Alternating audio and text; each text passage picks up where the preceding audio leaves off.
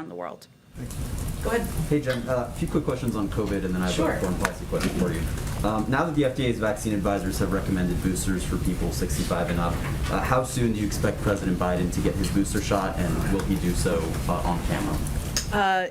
He will do so, and he will do so on camera. I don't have a date for you exactly. It's important to note, just to take a slight step back, that there are still a couple of additional steps in the process. Well, we view the news on Friday as an important step forward in protecting more people, saving more lives. The steps now is that ACIP is planning to meet based on their recommendation. We're, of course, prepared to operate. So how often?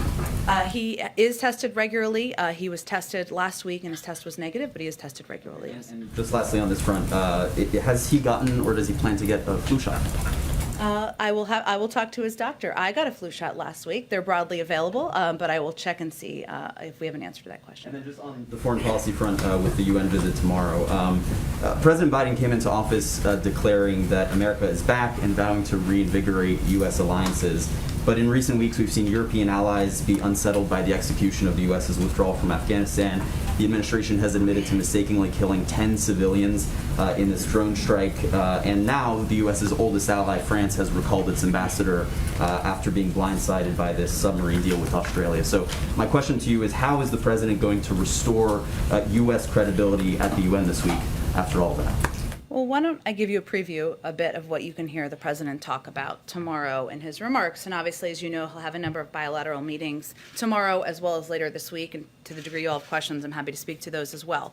But what you'll hear him talk about tomorrow is the president's going to lay out the case for why the next decade will determine our future, not just for the United States, but for the global community. And he will talk, and this will be a central part of his remarks, about the importance of reestablishing our alliances after the last several years. I also think it's important to note that reestablishing alliances doesn't mean that you won't have disagreements or you won't have disagreements about how to approach any particular issue in the world. That is not the bar for having an alliance, an important partnership. That has never been, and it is not currently. And with the goal, of course, of increasing the prospect of security and diminishing the prospect of war. He'll also make clear that for many of the greatest concerns we have, they cannot be solved or even addressed through the force of arms, whether that is preparing for the next pandemic, something the United States continues to be the global leader on, providing more vaccines to the world than every other country combined, addressing the threat of climate change as we all look ahead to COP26, leveling the economic playing field, fighting for democracy at home and abroad, and against threats from cybersecurity, ranging from cybersecurity to emerging technologies and terrorism. Finally, he will also reaffirm that the United States is not turning inward, including as we look to the decision the United States made, the president made, to bring our troops home from Afghanistan. Anyone who reads that is not reading it accurately. He will talk about his objective of turning our focus and our resources to the priorities and regions of the world that are the most consequential. But just given what's happened in recent weeks and some of the criticism that he's faced in many of the capitals of the allies whose partnerships he planned to, and vowed to reinvigorate,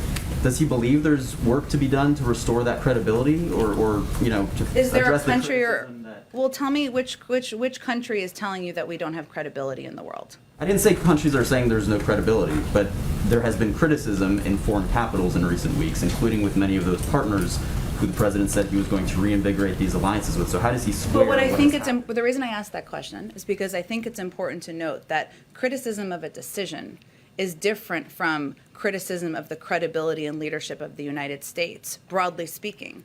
And if you look back through the course of the last several decades, prior to the last administration, there are points of disagreement, including when we have disagreed with the decisions other countries are making, points of when countries have disagreed with the decisions we're making. But the larger point here, and what you'll hear the president talk about tomorrow, is that we are committed to those alliances. And that always requires work from every president, from every global leader. And his commitment is to make sure we are directing our energy, our resources, our diplomacy, and our efforts on the biggest challenges we're facing in the world. And to him, that is the threat of climate, the threat of democracy, the threat of the importance of leveling the economic playing field, addressing and preparing for the next pandemic.